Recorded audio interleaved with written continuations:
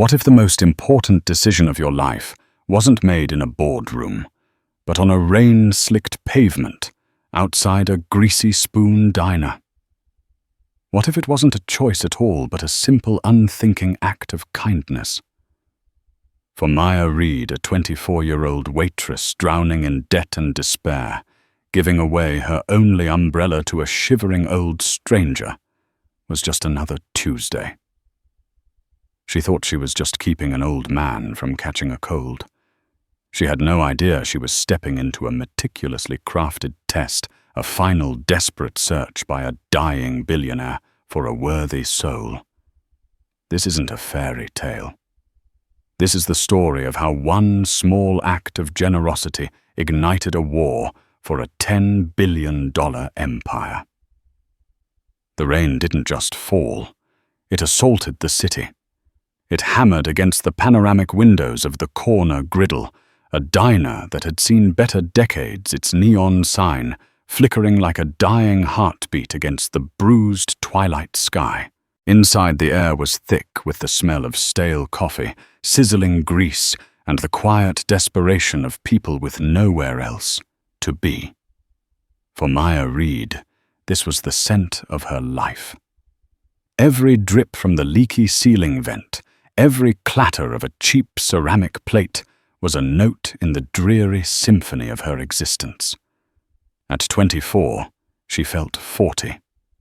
The vibrant colors she once dreamed of putting on canvas as an art student had been bleached out, replaced by the monotonous beige of her waitress uniform and the grim gray of mounting medical bills. Her brother Liam was the sun her world orbited, and his light was fading. A rare degenerative lung disease was slowly stealing his breath, and each new experimental treatment cost more than Maya earned in a year. So she dropped out of the prestigious Rhode Island School of Design, traded her paintbrushes for a serving tray, and worked double shifts until her feet were numb, and her smile was a painful, practiced mask. "Order up for table 6, Maya barked. Sal the cook, whose temper was as short as his friar's oil life. Maya forced the mask on. "Got it, Sal," she chirped, her voice betraying a sliver of the exhaustion that clung to her bones like a shroud. She delivered the glistening cheeseburger and fries, collected a meager tip, and glanced at the clock. 10:58 p.m. 2 more minutes. 2 more minutes until she could begin the long, damp walk back to the tiny apartment she shared with Liam, where she would check his oxygen levels, administer his medication, and then collapse into a dreamless sleep before doing it all again. The bell above the door chimed a tinny, cheerful sound at odds with the storm. A man shuffled in, but he didn't come to the counter. He just stood by the entrance, a ghost dripping onto the linoleum. He was old, impossibly so, with a face like a crumpled road map of a long and difficult journey. His clothes, a threadbare tweed coat, and worn trousers were soaked through, clinging to a frame so thin he looked like he might be swept away by a strong gust of wind. He wasn't looking for a meal. He was just seeking a momentary reprieve from the deluge. Her shift ended. Maya grabbed her bag and her most prized possession, a large, sturdy black umbrella her father had given her before he passed away. It was old, but it was reliable. It was her shield against the world. As she pushed the door open, the wind tore at her. And there he was, the old man now back outside, huddled under the diner's meager awning. He shivered a violent, full-bodied tremor that seemed to shake his very soul. His eyes, pale and watery, met hers for a fleeting second. They held no plea, only a profound, bottomless weariness. Something inside Maya cracked. She saw her own exhaustion mirrored in him. She saw the world's indifference. She thought of Liam, of how fragile life was, of how a simple chill could turn into pneumonia for him. Her mind screamed at her. "You need that umbrella. The The walk is 20 minutes. You'll be soaked. You can't afford to get sick." But her heart, the stubborn, foolish muscle that had already cost her so much, had other ideas. She walked over to him. "Sir." He flinched, as if expecting to be told off. "Here," she said, holding out the umbrella. "You need this more than I do." The man stared at the umbrella, then at her, his brow furrowed in confusion. "But it's yours. It's pouring." His voice was a dry, raspy whisper. "It's just water," Maya said, offering a genuine, tired smile. "I'll dry off. You look like you could use a break from it." She pushed the umbrella into his frail hands. His fingers, cold and bony, brushed against hers. For a moment he simply held it, looking at her with an intensity that was unnerving. It was as if he wasn't just seeing her, but looking straight through her, weighing and measuring something deep inside. "Thank you." He finally whispered the words, thick with an emotion she couldn't place. "What is your name?" "Maya," she replied, pulling her thin jacket tighter around herself. "Just Maya. Get home safe." She turned and plunged into the rain, not looking back. The icy needles of water hit her instantly, plastering her hair to her face and seeping into her clothes. It was cold, miserable, and she knew she'd regret it when she was shivering in her apartment. But as she walked, a strange, unfamiliar warmth spread through her chest. It wasn't pity. It was a flicker of defiance. The world could take her dreams, her money, her energy. But it couldn't take that one small piece of her that refused to be as cold and hard as the pavement beneath her feet. She never saw the black Lincoln Town car that pulled up to the corner a minute later. She didn't see the old man, now sitting in the plush leather back seat, hand a wet umbrella to his driver. And she didn't hear his quiet, firm words to the man in the passenger seat. "David," the old man said, his voice now stripped of its feigned fragility, carrying an unmistakable authority. "Her name is Maya Reed. She works at the corner griddle. Find out everything there is to know about her. Everything." The man in the passenger seat, David Harrison, a man with the sharp suit and sharper eyes of a high-powered attorney, simply nodded. "Consider it done, Mr. Sterling." Alistair Sterling leaned back, the city lights blurring through the rain-streaked window. For the first time in months, amidst the crushing weight of his diagnosis and the vulturous circling of his family, he felt a sliver of something he thought he'd lost forever hope. The test had begun. The next week was a blur of the same grueling routine. The memory of the old man in the rain faded, just another poignant but insignificant moment in a life full of them. The warmth she had felt was quickly extinguished by the cold reality of a final notice from the electric company and a call from Liam's doctor suggesting a new, prohibitively expensive medication. Despair was a familiar tide, and it was rising again. Then the letter arrived. It wasn't shoved in her mailbox with the junk mail and the bills. It was delivered by a courier, enclosed in a thick, cream-colored envelope made of paper so fine it felt like fabric. Her name, Miss Maya Reed, was written in elegant calligraphy. There was no return address, only a logo embossed in gold foil, a stylized S intertwined with a lion. With trembling hands, she opened it. The letter inside was brief and bewildering. Dear Ms. Reed, you have been identified as a potential candidate for a unique employment opportunity. The position involves personal assistance and asset management for a private benefactor. The role demands absolute discretion, integrity, and a strong moral compass. The starting salary is $250,000 per annum, with a comprehensive benefits package that includes full medical coverage for you and your designated dependents. An initial interview has been scheduled for you this Friday at 10:00 a.m. at the address below. A car will be sent to your residence at 9:00 a.m. Sterling Enterprises 1. Sterling Plaza, 88th floor, New York. Read it 3 times. It had to be a mistake. A cruel, elaborate prank. Sterling Enterprises was a name whispered with a kind of reverence and fear in the financial world. It was a behemoth, an empire of real estate tech and private equity. And the salary. $250,000. That wasn't a salary. It was a lottery ticket. It was Liam's medication. It was a specialist in Switzerland. It was a chance for him to breathe. She thought of the old man. Could there be a connection? No, that was ridiculous. He was a homeless man, a drifter. This was a corporate titan. The two worlds couldn't possibly intersect. It had to be a clerical error. Someone with her name in a different, more deserving life was missing their letter.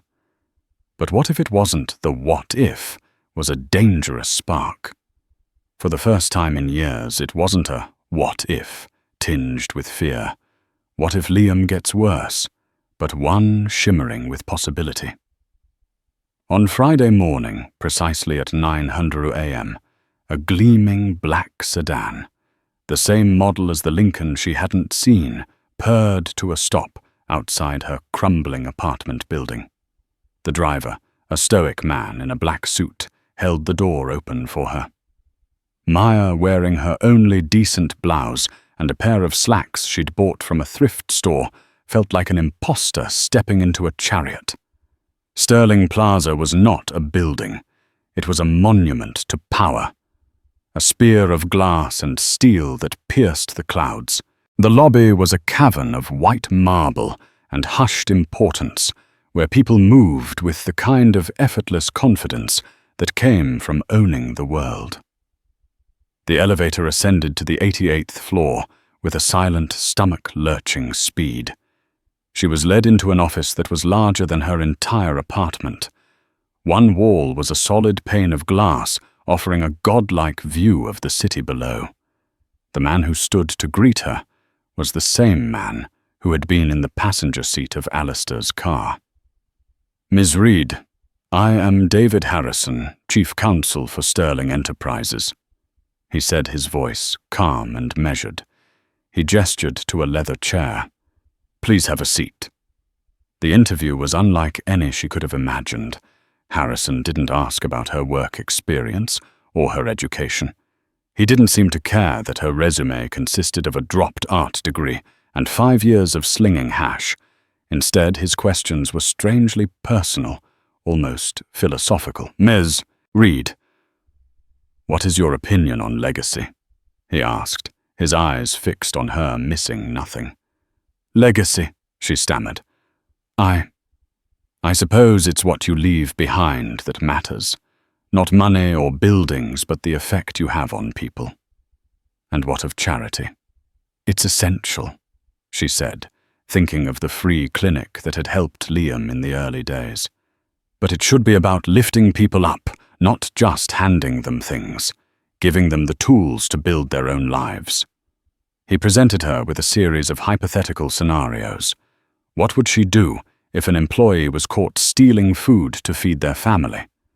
How would she handle a public relations crisis involving an environmental accident at a subsidiary company?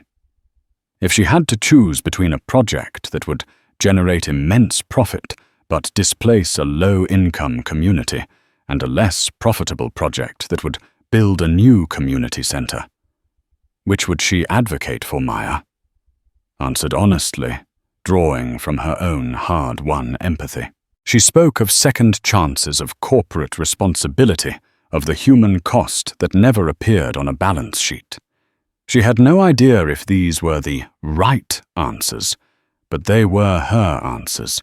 She felt as though her very soul was being X-rayed. "One final scenario, Ms. Reed," Harrison said, leaning forward slightly.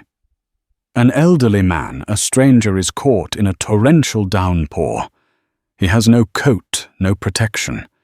You have a durable umbrella, a gift of sentimental value. You have a long walk home and risk getting ill yourself, which could impact your ability to care for a sick loved one. Do you give him the umbrella? The blood drained from Maya's face. The air in the room grew thin. It wasn't a hypothetical. It was her. I would give him the umbrella, she whispered, her heart pounding against her ribs. Harrison's stern expression softened almost imperceptibly. He leaned back in his chair. The position is yours, Ms. Reed, if you want it. Your benefactor prefers to remain anonymous for now. You will report directly to me. Your first task will be to manage a discretionary fund of $5 million, the Sterling Foundation's emergency relief grant. You will be responsible for reviewing applications and allocating funds to families in immediate crisis. Medical emergencies, housing insecurity, that sort of thing. Maya was speechless. $5 million. She, who had to count every penny for a carton of milk, was being handed control of a fortune. Why? She finally managed to ask. Why me? I have no qualifications, no experience in finance or philanthropy. David Harrison stood up and walked to the window, looking down at the city sprawling below. My employer believes that the best person to understand the value of a life raft is someone who has spent their life treading water. He believes that true qualification isn't found on a resume, but in character. You passed the first test, Ms. Reed. Now, your real work begins. As Maya left the building, the contract signed, and her world turned upside down, she felt a dizzying mix of elation and terror. She had stepped through a door into a gilded watch, a world of unimaginable wealth and power. But she couldn't shake the feeling that she was still being watched, that this incredible opportunity was just another far more complex test, and that the quiet old man from the diner was the one holding the key. The transition from the corner griddle to the 88th floor of Sterling Plaza was a violent culture shock. Maya traded the scent of fried onions for the subtle, expensive fragrance of leather and lemon oil.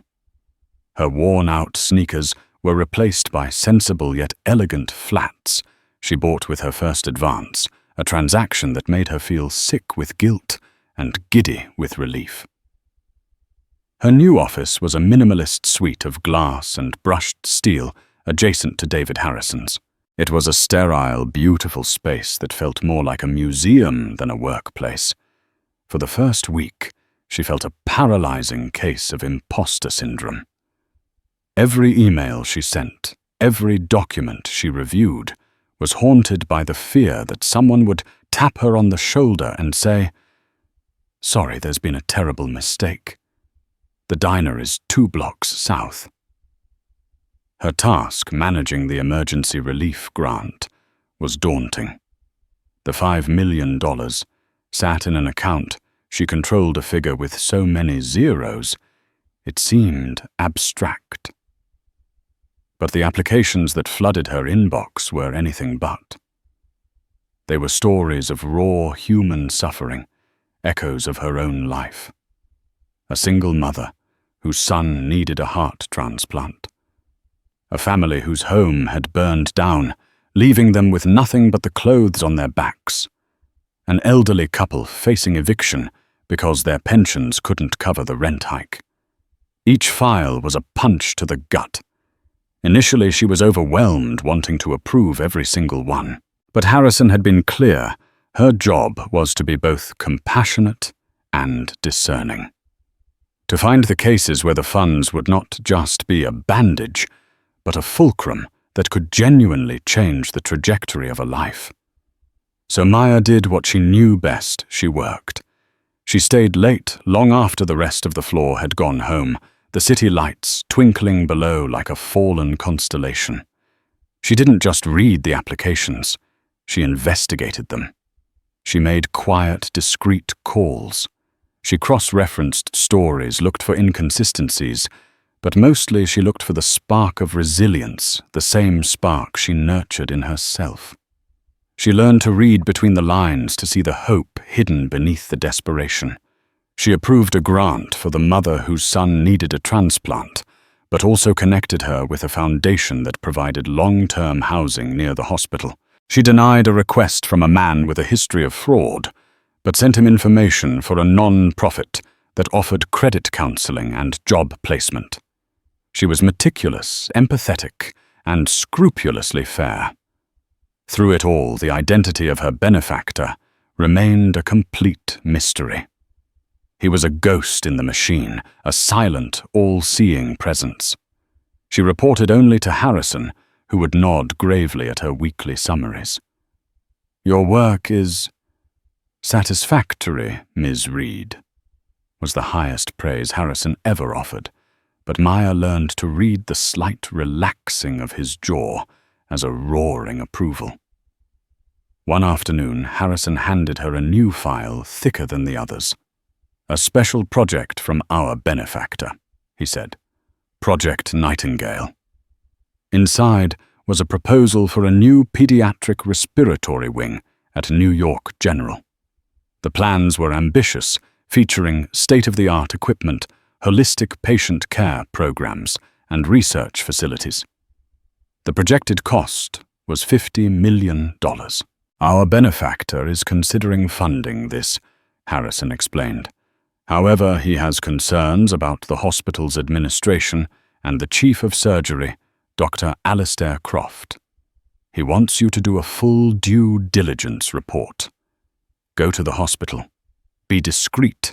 Speak to nurses, orderlies, patients' families. He wants to know what the money won't tell him. He wants to know if this project will be a monument to a doctor's ego or a genuine sanctuary for sick children." The name of the proposed wing sent a chill down her spine. The Liam Reed Center for Pediatric Care. It was a test. It had to be. They knew about her brother. The realization was both terrifying and touching. They had delved so deep into her life that they knew her greatest vulnerability, her greatest love. For the next 2 weeks, Maya lived and breathed New York General. She shed her corporate shell and became a ghost herself, a quiet observer in the hospital's bustling corridors. She bought coffee for exhausted nurses on their break, listening to their complaints about understaffing and bureaucratic red tape. She sat in waiting rooms talking to parents whose faces were etched with the same fear she saw in her own mirror every morning. She discovered that Dr. Croft was a brilliant surgeon, a genius in his field. But he was also a tyrant, a man known for his towering ego and his dismissal of any opinion but his own. The nurses spoke of him in hushed, fearful tones. He was a man who cared more about surgical success rates and published papers than the terrified child on his operating table. The project, she realized, would be a success on paper, but it would lack the one thing the children needed most: heart. Her report was 20 pages long, brutally honest, and meticulously documented. She recommended against the full $50 million grant. Instead, she proposed a smaller phased investment with the release of further funds, contingent on specific measurable changes in hospital administration, including mandatory patient empathy training for senior staff and the formation of a patient advocate review board. She was, in effect, holding the money hostage to force a change in culture. She was telling a billionaire his idea was flawed. She slid the report across Harrison's desk, convinced she was about to be fired. She had just criticized the pet project of a man who could buy and sell her entire world 1,000 times over. Harrison read the executive summary. his face an unreadable mask. He didn't speak for a full minute. The silence stretched thin and taut. "You do understand," he said finally, his voice low, "that you are advising us to attach conditions that Dr. Croft will almost certainly see as a personal insult." "I do," Maya said, her own voice steady, despite the tremor in her hands. "But the wing shouldn't be named after my brother if it's not a place I would feel safe leaving him. It has to be more than just new machines and fancy rooms. It has to be a place of healing. And that starts with how you treat people." Harrison stared at her, and for the first time she saw a flicker of genuine warmth in his eyes. He picked up his phone. "Mr. Sterling," he said, "I have Ms. Reed's report on Project Nightingale." "Yes, sir. My thoughts exactly. Her recommendation is unconventional, but I believe it is unequivocally the correct course of action." He hung up and looked at Maya. "Our benefactor agrees with your assessment. He has instructed me to implement your proposal exactly as written. He also asks me to tell you that your perspective is your greatest asset." Walking out of his office, Maya finally understood. This job wasn't about managing money. It was about seeing if she could wield power without being corrupted by it. The ghost in the machine wasn't just testing her. He was teaching her. And she was beginning to feel that she didn't want to work for him. She wanted to meet him. Just as Maya began to feel a fragile sense of belonging in her new world, the serpent arrived. His name was Julian Sterling, and he was Alistair Sterling's grandnephew, the presumed and entitled heir to the Sterling Empire. He didn't walk into a room, he conquered it. Julian was everything Maya was not handsome, in a sharp, predatory way, dressed in a suit that cost more than her car, and radiating an aura of effortless privilege. He was the only blood relative Alistair had left, and he had spent his entire life waiting for the old man to die. He appeared at her office door one afternoon, without an appointment, leaning against the frame, with a practiced casualness that was more intimidating than any overt display of power. "So you're the mystery woman," he said, his smile a flash of white teeth that didn't reach his cold, calculating eyes. "The one who has my uncle's lawyer wrapped around her little finger. Julian Sterling." He extended a hand, his grip firm and possessive. "Maya Reed," she replied, trying to keep her composure. She had heard whispers about Julian from the office staff tales of his lavish lifestyle, his ruthlessness in business, and his barely concealed impatience for his inheritance. Reed, I don't know the name," he mused, looking around her office as if it were a curious key at the zoo.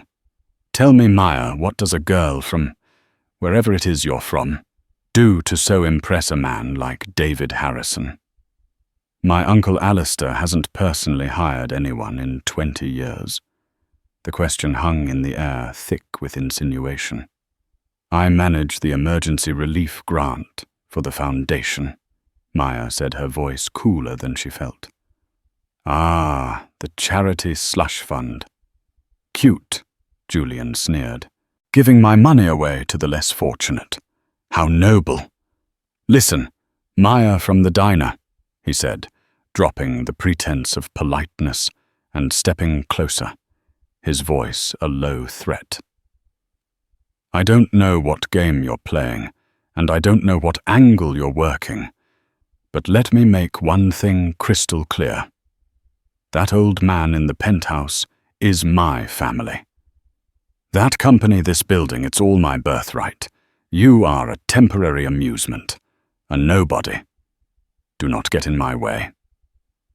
The venom in his words was chilling, but it also ignited a spark of anger in Maya. She had fought too hard, worried too much, and cared too deeply to be dismissed as a nobody. "I was hired to do a job, Mr. Sterling," she said, meeting his gaze. I intend to do it.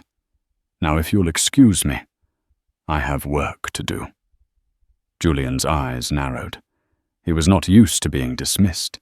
He let out a short, humorless laugh.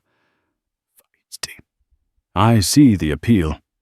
Just remember who holds the leash in this little pet project of my uncle's." He winked a gesture that felt like a violation, and then he was gone. The encounter left Maya shaken. Julian was a direct threat, not just to her job, but to the very work she was doing. He saw the foundation as a waste, the people she helped as parasites. If he were in charge, everything she was building would be dismantled overnight. Julian began a campaign of subtle harassment. He would accidentally be copied on her confidential emails. He would appear in the cafeteria when she was eating lunch, making loud, pointed remarks about gold-digging secretaries. He tried to charm her, sending flowers to her office with suggestive notes, then turning cold and hostile when she had them thrown away.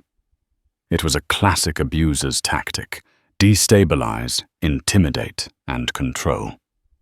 His real attack, however, was far more insidious.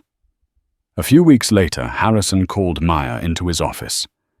His face was grim. On his desk was a file and a printout from a tabloid website known for its sleazy corporate gossip. The headline screamed, "Sterling heiress scam billionaire's new philanthropy guru has troubled past brother with questionable medical history." The article was a masterpiece of character assassination. It painted Maya as a cunning operator who had fabricated her brother's illness to win sympathy and swindle a position at Sterling Enterprises. It twisted her dropping out of art school into an act of academic failure, and her waitressing job into a sign of instability. It even included grainy photos of her walking into a free clinic with Liam years ago, spun to look like she was involved in some sort of medical fraud. The most damning part was a quote from a source close to the family, clearly Julian, saying, "We are very concerned that a vulnerable man is being taken advantage of by someone with a well-rehearsed sob story." Maya felt the floor drop out from under her. They had attacked Liam. They had taken the purest, most selfless thing in her life and twisted it into something ugly and deceitful. Tears of rage and humiliation stung her eyes. "This is all lies," she whispered. Her voice choked. "I know," Harrison said quietly. "Julian is behind this.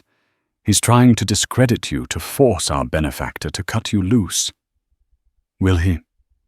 Maya asked, the fear a cold knot in her stomach. "Your benefactor? Will he believe this?" Harrison looked at her, his expression a mixture of concern and something else. Resolve. "Our benefactor is not a man who is easily swayed by tabloid gossip. But an accusation like this, especially one involving the Foundation's funds and your brother's medical care, is poison. Julian has made a formal complaint demanding a full audit of the emergency relief grant and a review of your position. He is alleging conflicts of interest and potential embezzlement." The word hit her like a physical blow. Embezzlement. "He's trying to frame me," she said, the pieces clicking into place. Julian wasn't just trying to scare her off. He was trying to destroy her, to bury her in a scandal so deep she would never recover. "Yes," Harrison confirmed, "and we have to treat the allegation seriously. The audit will begin tomorrow. You will be placed on temporary leave, effective immediately. You are not to access your office or any company files." It was a nightmare. In one swift, vicious move, Julian had taken everything from her.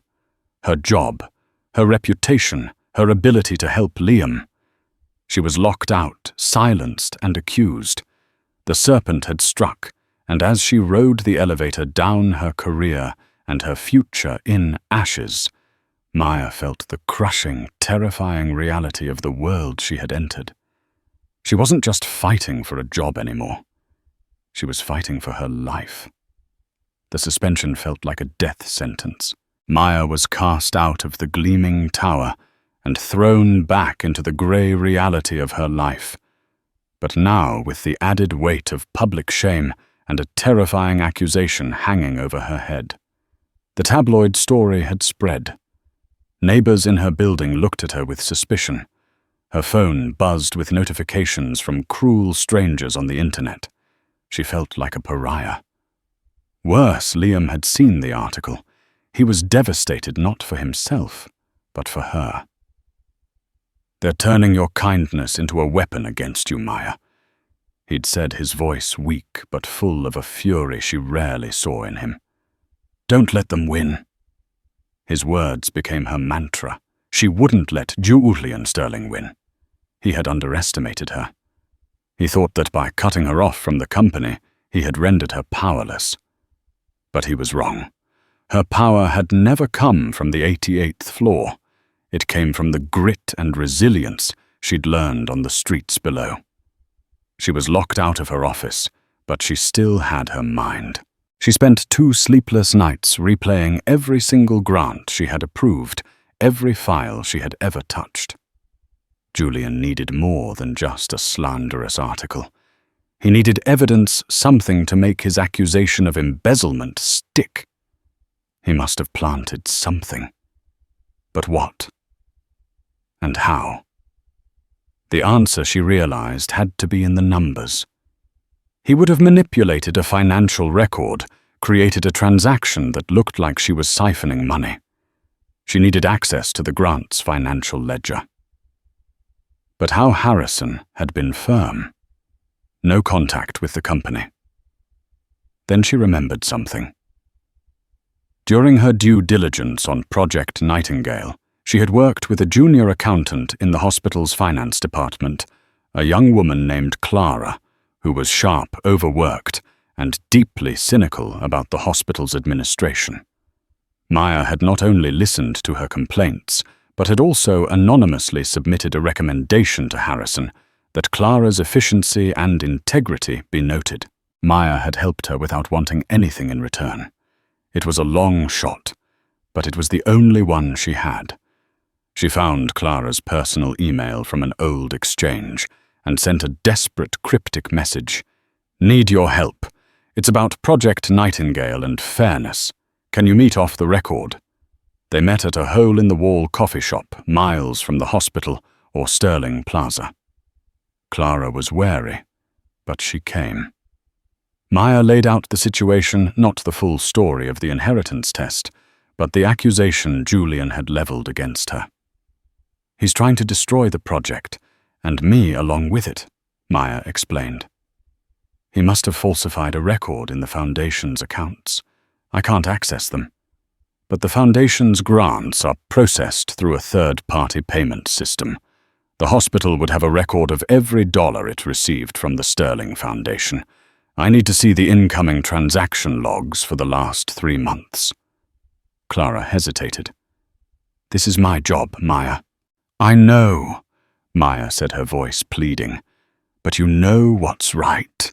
You saw how Dr. Croft runs things. Julian Sterling is 10 times worse. If he gets control, people like us don't stand a chance. All I'm asking for is a chance to prove the truth." Clara chewed on her lip, then gave a slow, determined nod. "Give me 24 hours. The next day, a simple password-protected file appeared in Maya's inbox. It was the hospital's ledger of all incoming Sterling Foundation donations. Maya spent hours poring over the data, cross-referencing every date and every amount with her own meticulous notes she'd kept in a personal journal. And then she found it. It was a single transaction for $50,000 dated 2 weeks prior. Her own records showed she had approved a $5,000 grant to the hospital's patient transport fund on that day. But the hospital's ledger, and undoubtedly the Foundation's, showed a $50,000 payment. The recipient account wasn't the usual hospital fund either. The routing numbers were slightly different. It was an account for a private medical supply company, a company that after a quick online search, Meyer discovered was a subsidiary of a shell corporation owned by Julian Sterling. The plan was diabolically simple. Julian had used his internal access to change the amount of her approved grant in the system from $5,000 to $50,000. The extra $45,000 was routed to his own company. On the books, it would look like Meyer had overpaid a grant and the money had vanished into a third-party vendor. It was the perfect evidence for his embezzlement claim.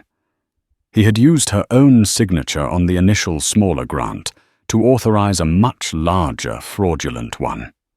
But Julian had made one crucial mistake. He was arrogant. He assumed no one would ever look this closely. He assumed the Waitress was too stupid to unravel his sophisticated scheme. Meyer now held the proof, not just of her innocence, but of Julian's guilt. But what could she do? She was on the outside.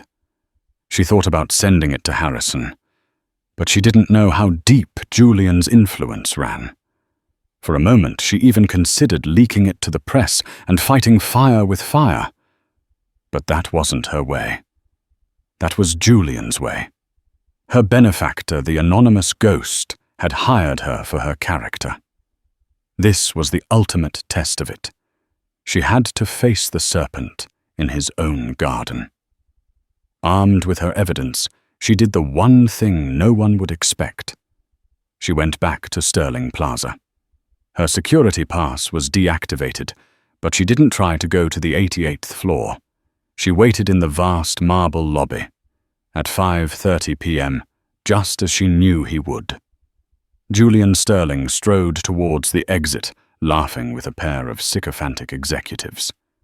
"Julian," Meyer said, her voice clear and calm, cutting through the lobby's quiet hum. He stopped, his smile vanishing when he saw her. "Security," he snapped. "Get this woman out of my building." "Before you do," Meyer said, holding up her phone, which displayed the damning transaction log. "I think you should take a look at this. It's the ledger for your medical supply company. Quite an impressive profit margin you have siphoning money from a children's hospital fund." The color drained from Julian's face. The executives with him took a nervous step back. "I don't know what you're talking about," he blustered, but his eyes were locked on the phone. "Don't you?" Meyer pressed on her voice, growing stronger. "You thought I was stupid. You thought I was weak. You thought you could crush me. But people like you always make the same mistake. You're so busy looking down on everyone else that you never see the person right in front of you, the one who actually pays attention." She took a step closer. "You didn't just try to frame me. You stole from sick children. You tried to destroy a project meant to save lives. It's over." Julian stared at her, his mask of smug superiority finally shattering, revealing the panicked, entitled coward beneath. He lunged for her phone, but Meyer was too quick. "It's too late," she said, her voice dropping to a whisper. "The evidence has already been sent. Not to the press, not even to the police. It's been sent to the one person whose opinion you actually care about." From across the lobby, two figures emerged from the private elevator. One was David Harrison. The other was an old man walking slowly with a cane, but with an unmistakable air of authority. He wasn't wearing a threadbare coat now. He was in an impeccably tailored suit. But his eyes, pale and intense, were the same. It was the man from the diner. It was Alistair Sterling, and he was looking right at his nephew with an expression of profound glacial disappointment. The air in the cavernous lobby crackled with a tension so thick it felt like a physical force. The usual hum of quiet efficiency ceased. People froze, sensing a seismic shift in the corporate firmament. Julian Sterling stood rooted to the marble floor, his face a mask of disbelief and horror. The ghost he had spent his life waiting to see in a casket was standing before him, very much alive, and looking at him with the cold fury of a betrayed king. Alistair Sterling didn't raise his voice. He didn't need to. His quiet, raspy words carried more weight than any shout. "Julian, my office. Now!" He then turned his gaze to Maya. The intensity was still there, but the weariness had been replaced by something else, a deep, resonant respect. "Ms. Reed, please join us. I believe this conversation concerns you most of all." The ride up in Alistair's private elevator was silent and suffocating. Julian stared at his feet, a condemned man on his way to the gallows. Maya stood beside David Harrison, her heart hammering against her ribs. She was about to get the answers she had so desperately sought, but she was also afraid of them. Alistair's office. The penthouse made the 88th floor look like a waiting room. It was a sprawling space filled with old books, priceless art, and floor-to-ceiling windows that offered a breathtaking panorama of the entire city. It was the throne room of an emperor. Alistair settled heavily into a large leather armchair behind a massive oak desk. He gestured for Maya to sit, while Julian was left standing in the center of the room like a disobedient schoolboy. "For 30 years," Alistair began, his voice laced with a profound sadness, "I have watched you, Julian. I gave you every advantage. The best schools, a position in my company, a life of immense privilege. I did it hoping that somewhere beneath the entitlement, a spark of your grandmother's decency might exist. I was a fool." He gestured to a tablet on his desk, which displayed the evidence Maya had sent. To try and frame an innocent woman is despicable. But to do it by stealing money intended for sick children, there is a rot in your soul, Julian, that no amount of money can cure. "Uncle, I can explain." Julian stammered, his bravado completely gone. "She manipulated me, she—" "Be silent," Alistair commanded, and the word cut Julian off as effectively as a gag. "You will be stripped of your position at Sterling Enterprises. Your trust fund will be dissolved. You will be removed from my will effective immediately. David will see to the legalities. As for the matter of fraud, I will not involve the police. Not for your sake, but for the memory of my sister, your grandmother. She deserves better than to have her name dragged through the mud by your disgrace. Now get out of my sight." Julian looked as though he had been physically struck. The foundation of his entire world had just been obliterated. He shot Maya a look of pure, undiluted hatred before turning and slinking out of the room, a prince reduced to a pauper. The silence he left behind was heavy. Alistair Sterling sighed a sound that seemed to carry the weight of decades. He looked older now, more fragile, like the man Maya had first met in the rain. "I owe you an apology, Ms. Reed," he said softly, "and an explanation." He then told her everything. He spoke of his terminal diagnosis, pancreatic cancer, with less than a year to live. He spoke of his profound disillusionment with his family and the corporate world. He had built a world that seemed to reward greed and ruthlessness above all else. "I built an empire of things," he said, gesturing to the city below. "But I realized I had no one worthy of inheriting its soul. My legacy was destined to fall into the hands of a man like Julian. I couldn't allow that. So I decided to conduct a search, a quiet, unconventional search for an heir. Not an heir to my fortune, but a custodian of its potential." He explained the test.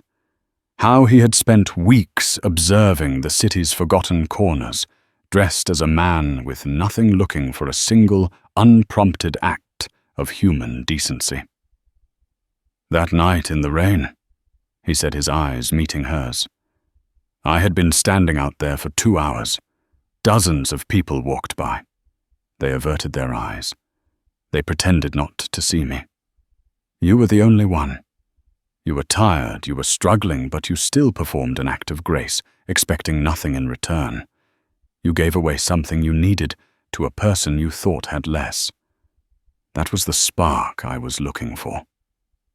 The job, the foundation, the impossible ethical dilemmas, Project Nightingale, even Julian's treachery, it had all been part of the test, a crucible designed to see if her character would bend under pressure, if her integrity would erode when faced with power and temptation.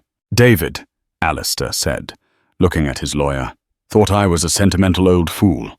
He argued that one act of kindness did not qualify someone to run a multi-billion-dollar enterprise.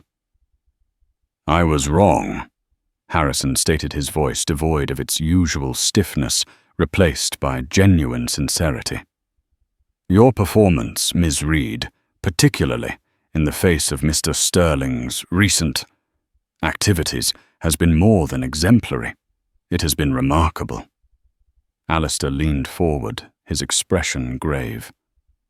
Maya, I am not offering you a job. I am offering you my life's work. I want you to be my successor. I want to leave the controlling interest of Sterling Enterprises and the entirety of its foundation, a total endowment of over $10 billion to you. Maya felt the air leave her lungs. The number was incomprehensible. It was a weight so immense she felt it might physically crush her. She thought of her tiny apartment of counting change for Liam's prescriptions of the bone-deep weariness of her old life. The journey from there to here felt like a dream she was about to wake up from. Me, she whispered. Why, I'm not a businesswoman. I'm a waitress who got lucky. No, Alistair corrected her gently. You are not a businesswoman. You are a leader. You lead with empathy, with integrity, with a fierce devotion to what is right. That is 1,000 times more valuable than a business degree. I can't leave you my experience, but I can leave you my resources. I can't give you more time, but I can give you the power to shape the future. He paused, letting the magnitude of his offer settle. The choice, of course, is yours. It is a burden as much as it is a gift. But I believe you are the only person I have ever met who is strong enough to carry it. Maya looked from Alistair's hopeful, weary face to the sprawling city outside the window. It wasn't a collection of buildings anymore. It was a sea of stories, of struggles, of people just like her, treading water. And she was being offered not just a life raft, but an entire fleet. The test was over. The choice had just begun. The days that followed the revelation were a whirlwind of surreal conversations and existential vertigo. Maya met with teams of lawyers, wealth managers, and board members. They spoke of trusts, equity portfolios, and fiduciary responsibilities, a language from another planet. They saw her as the sterling heiress, a headline in waiting. But Maya felt like a ghost haunting a life that wasn't hers. The $10 billion offer was not a prize to be won. It was a cross to be borne. The weight of it was suffocating. How could she, Maya Reed, who still instinctively checked the price of coffee before ordering, be a responsible steward of such staggering wealth? Julian's parting glare haunted her, a reminder of the vipers that would forever circle her, waiting for her to fail. She retreated to the one place that felt real, her small apartment, with the familiar scent of old books and rubbing alcohol.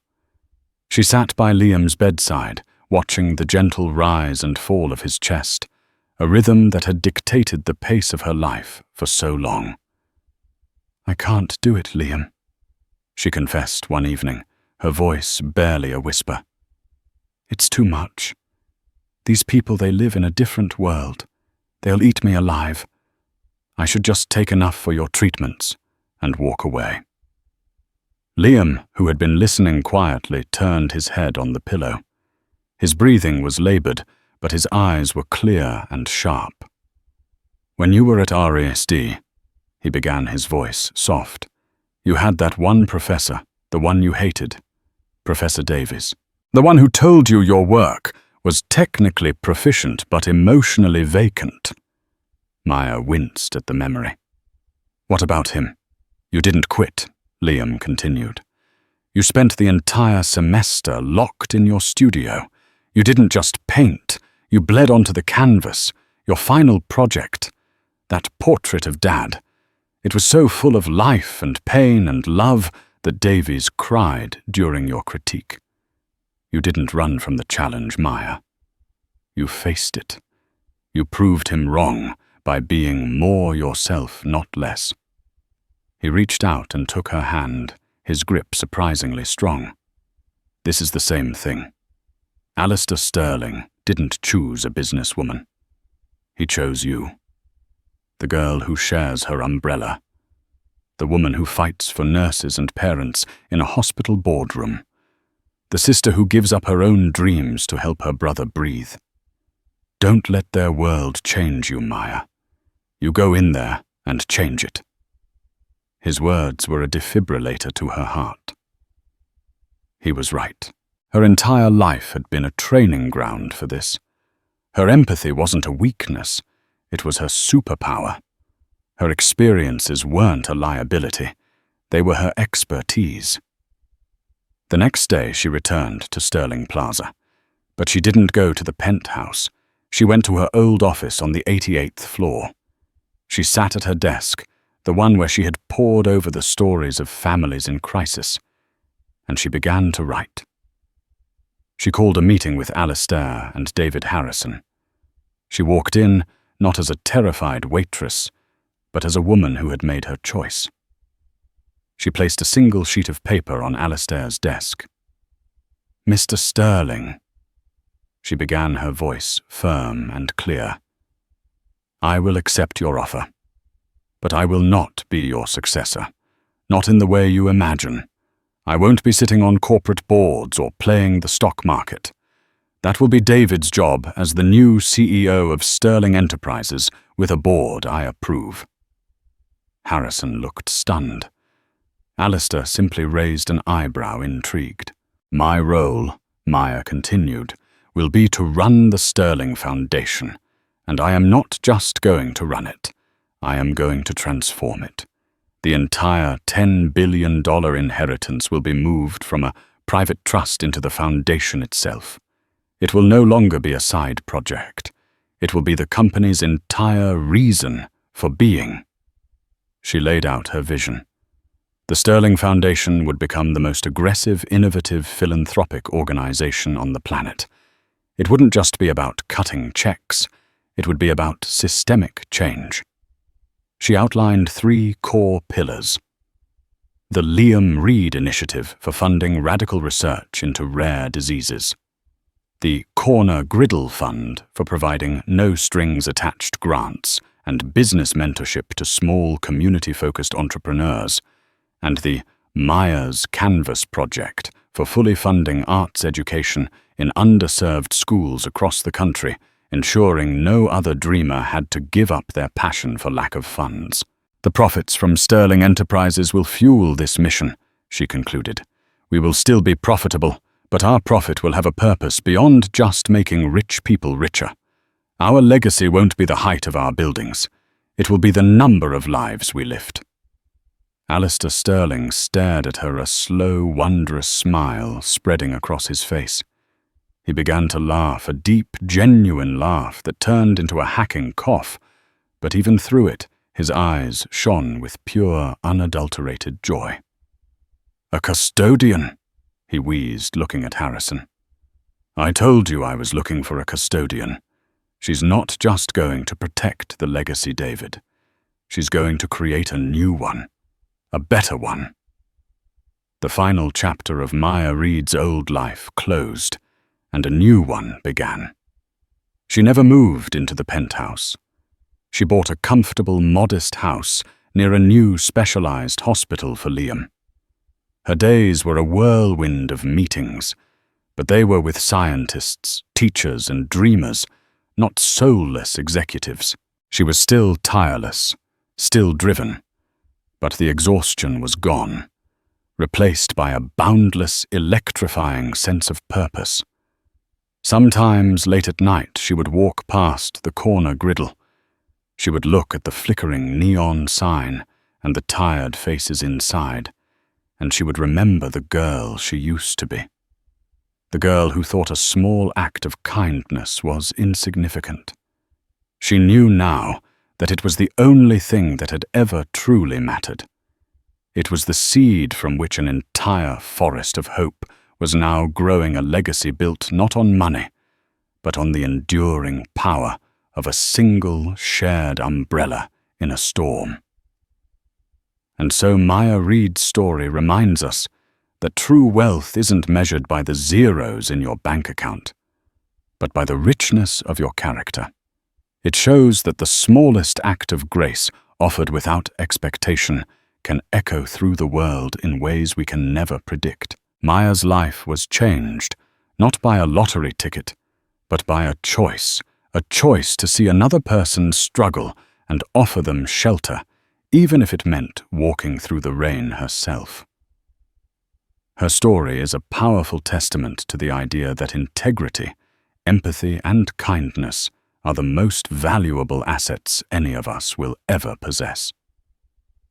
What would you have done on that rainy night? Let us know in the comments below. If this story of unexpected fortune and unwavering character moved you, please give this video a like. Share it with someone who needs to hear it. And don't forget to subscribe to our channel for more real-life stories that will inspire and amaze you. Click the notification bell so you never miss an update. Thank you for watching.